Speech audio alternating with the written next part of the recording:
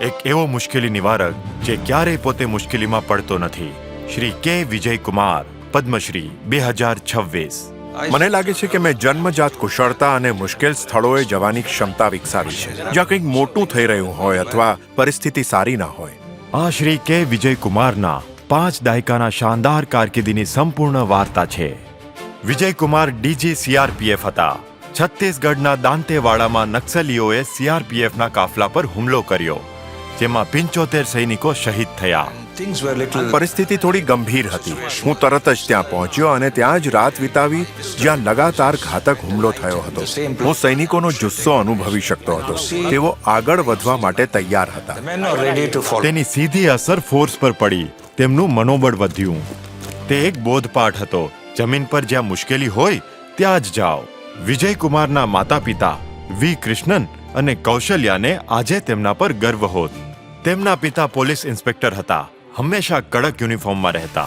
તે નાના છોકરાના મનમાં તે છબી બહુ ઊંડી છાપ છોડી ગઈ હતી. તેમણે MA કર્યું અને 1975માં IPS માટે પસંદ કરવામાં આવ્યા.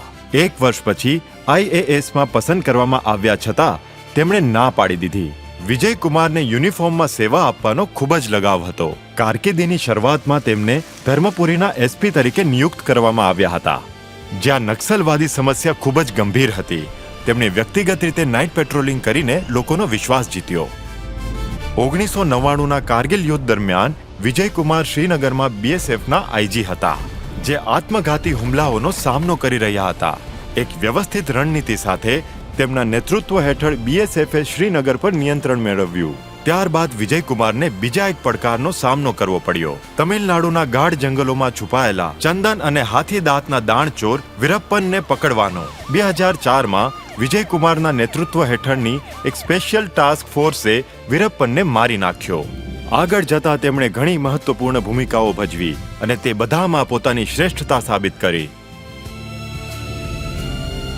જો તેણીએ પરિવારની સંપૂર્ણ જવાબદારી ન લીધી હોત તો મને નથી લાગતું કે હું આજે અહીં હોત. તે મારી સૌથી મોટી તાકાત હતી. મને લાગ્યું કે હવે તેમનો આભાર માનવાનો સમય આવી ગયો છે.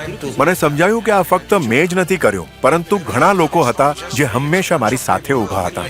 કોઈ પણ કામમાં જો તમને તમારું કામ ગમતું હોય તો તમે સારું કામ કરો છો, તમારું શ્રેષ્ઠ આપો છો અને તમે આપમેળે ટોચ પર પહોંચી જાઓ છો.